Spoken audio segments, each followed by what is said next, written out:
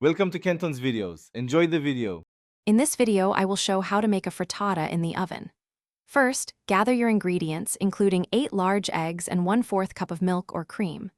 Whisk these together thoroughly, then season with salt and freshly ground black pepper.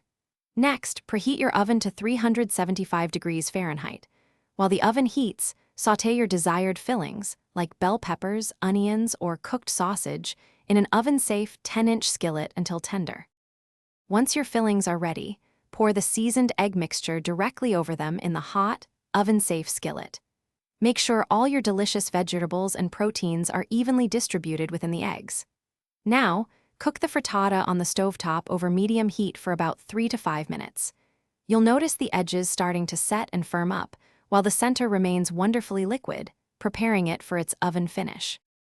After its brief stovetop start, carefully transfer the skillet directly into your preheated 375 degree Fahrenheit oven.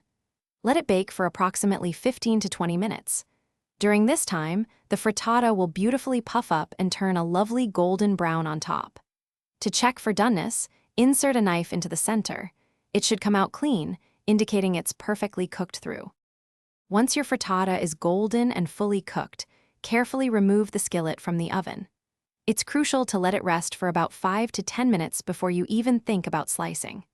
This resting time allows the frittata to fully set and makes for cleaner, more beautiful wedges. Finally, slice your magnificent frittata into 6 to 8 generous wedges and serve it warm for a delightful meal. Thanks for watching. Consider subscribing if we helped you.